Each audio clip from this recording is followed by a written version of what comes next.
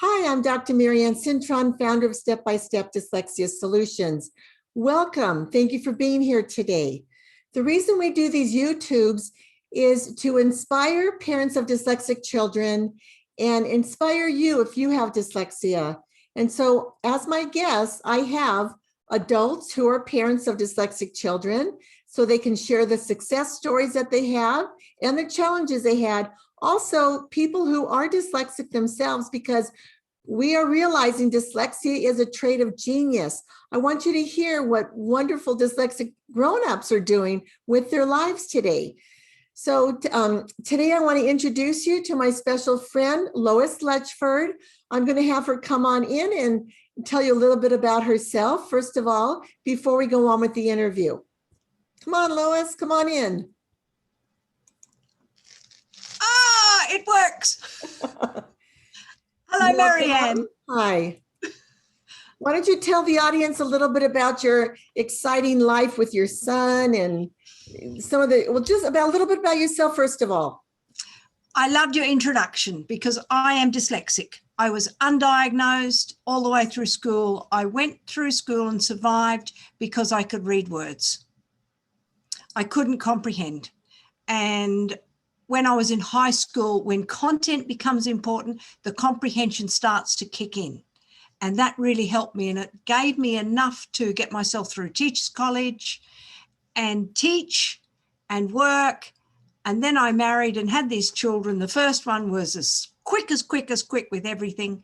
And the second one had ear infections from age 8 to 18 months. I didn't appreciate the extent to which they impact the brain and language and learning.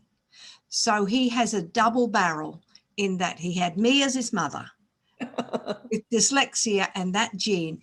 And on top of it, you have the lack of hearing, the language problem. So that was the start of when he went to school, it was disastrous. I had a student once who couldn't hear, and the school approved his hearing and said, the nurse said he's fine. And I said, he is not fine because I'm at a table with 6 kids and he wasn't hearing what I was saying.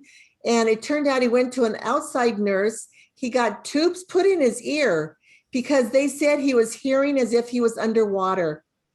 Yes. So he got the tubes in his ears. And I actually saw this student again years later. I was at the gym a few years ago, and he is a trainer at the gym now. And he was 21 years old, and Miss Cintron, and he shared, you know, how life-changing it was to have me in his life as a teacher. So it was really sweet to, you know, that. So the whole thing about the ears is so important.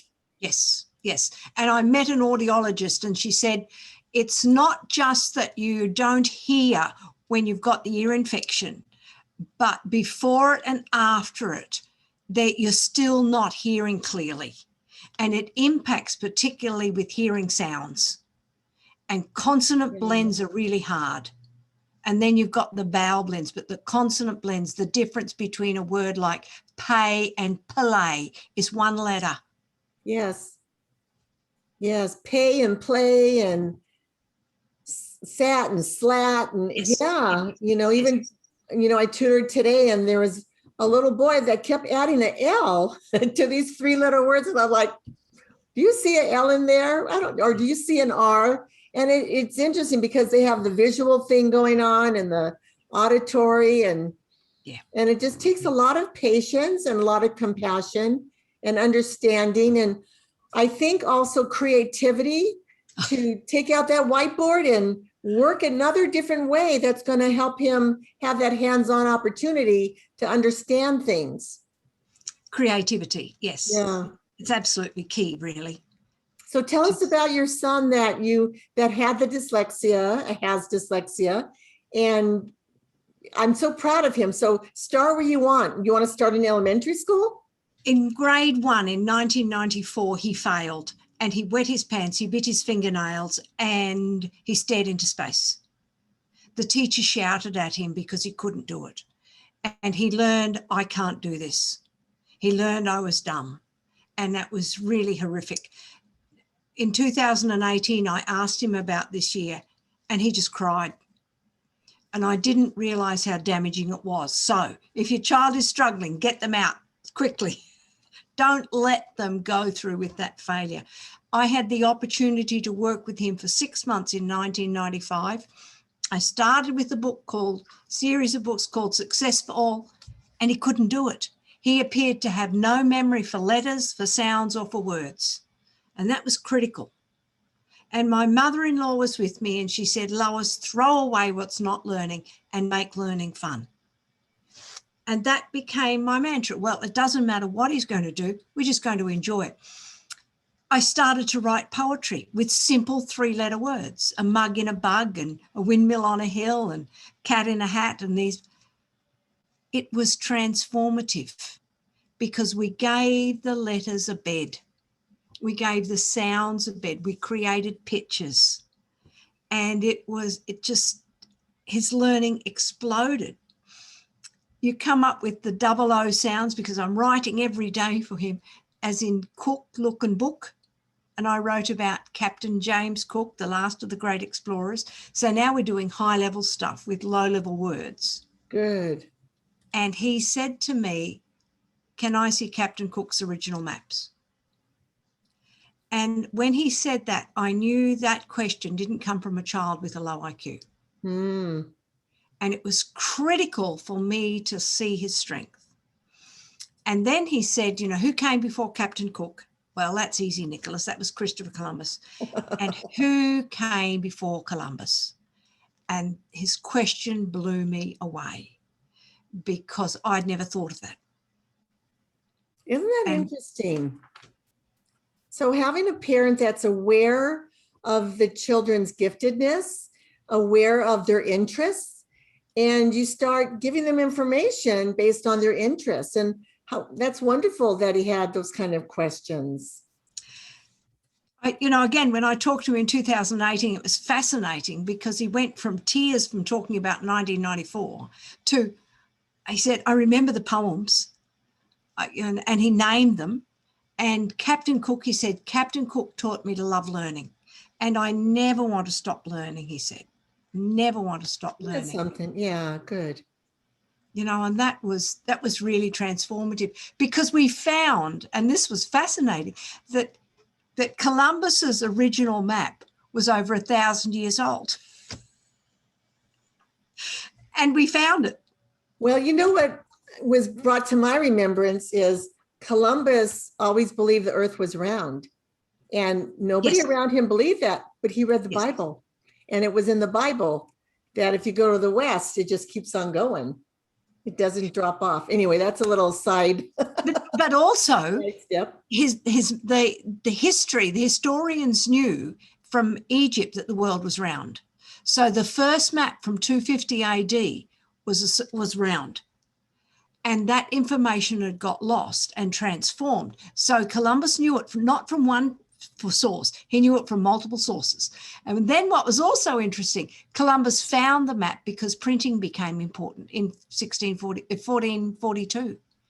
And so, so we were learning across, and we had, it was transformative, as I said. But what happened was that we go back to school. I'm not going to go in the details because we talk for a short period of time. But I continued to change the teaching, and I went on to becoming a reading specialist because of Nicholas's experiences. And I've specialised in teaching children who failed numerous reading programs because of that. The reading teacher in the school that he was at was not up to par, which is why you and I have jobs. That's right.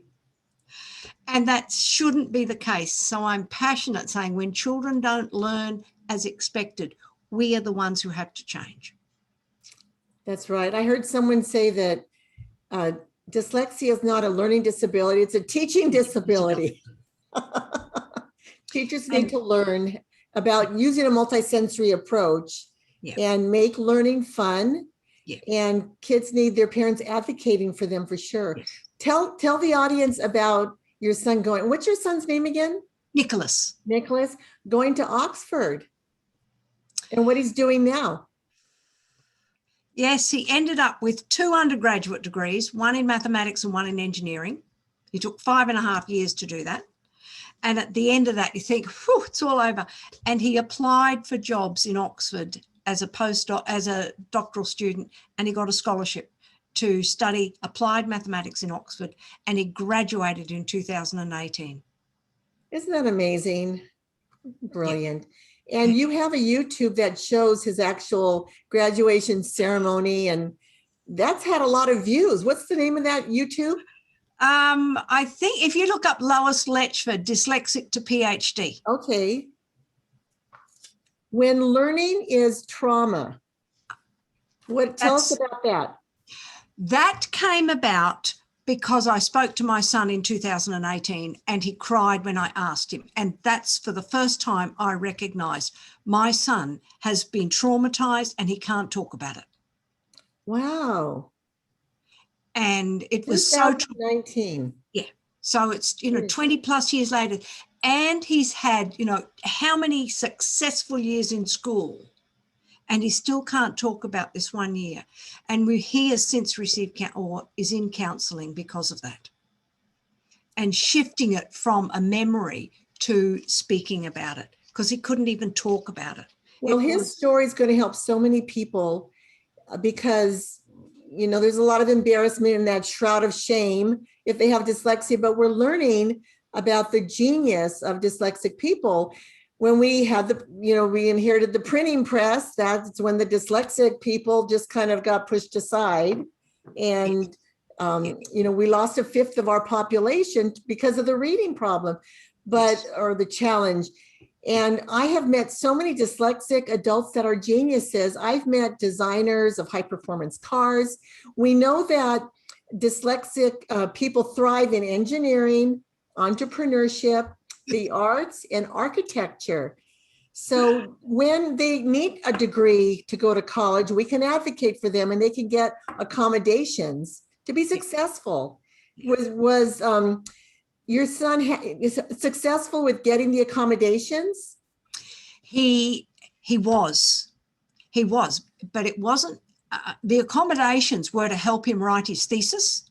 The accommodation, they do an oral exam. Now, Nicholas's acceptable label is speech language impaired or developmental language delay, and they do an oral exam. So he got support to do that oral exam. And it didn't do it just for the oral exam. It's given him skills for life. Because if you ask him a question, he then says, he practices repeating that question. Is this what you've asked? And that was huge. And to do it under such pressure, he did it. He did it. And, that's just such a good skill in life anyway. Oh. How many of us are so busy meeting with people and there's so many misunderstandings, and we have to learn, let's repeat what we hear, let them repeat what they hear. So for him to learn that, and I'm just so proud of him for being successful. And I'm just applaud you for your hard work with him and persevering. And so all the things you wrote, do you provide that as a curriculum for sale? It's on my website. A lot of my resources are on my website. I prefer to speak to people first before I hand it over, because what I'm recognizing is I talk like everyone knows what I'm talking about. And I actually lose people they don't understand what I'm saying. Some do. Some people who are really dealing with, children who struggle dramatically, they get it. But many think, oh, you've only got to do this, this, and this. Well, this, and this requires this, this, and this. You're right. I also have a reading program, and I'm just learning to get it out.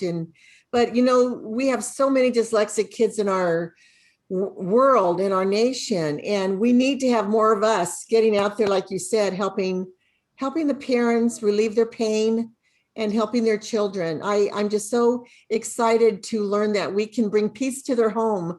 I say, I want to change your battlefield into a playground. Let's help your child read and start bringing that joy back to your home. I totally agree. Yes. Because the trauma is not only with the child, it's with the family. It's with the family. Especially if there's other siblings that either have the same challenge or even didn't. There's such different dynamics going on in the home, and It's pretty exhausting for the parents, and I've heard that they have sleepless nights. So we want to have those parents start sleeping again without medication. And we need to work together to get the message out. Yes. Keep, our children can learn. Our children can learn. And I'm sure you change the teaching to make sure your students do learn. That's right. And we have to really change the words that come out of our mouths. Let them, they'll be, if they're positive, if we're positive, and if we hear that negative talk, we have to change it, change the mindset. Yes. Yes. Well, we have to close right now. So let me, any closing thoughts, and how can our audience contact you if they want to know more about you, what you're doing? My book is reversed to memoir. You can see it on behind me. My book, buy the book, read it, write a review. Contact me via my Facebook page or my website, loisletchford.com. I'm available on Twitter and LinkedIn, but a little bit on Instagram. But I'm available. If you Google me, you'll find me, and check out my YouTube channel, because it is When Learning is Trauma, and the video of my son graduating, because we had that made the day he graduated. It's so sweet. And made into a little clip. And we love to see success stories. Thank you so much. I want to thank the audience for tuning in with us today. I also have 2 new published books, Dyslexia, A Trait of Genius, and then Prisms of Brilliance, How to Close the Achievement Gap and Stop the School to Prison Pipeline. So if what we have shared has inspired you, consider making a donation on our website. We're a nonprofit organization, and you can reach me at dyslexia-solutions.com. Thank you so much, and we'll talk to you next week. Bye-bye now.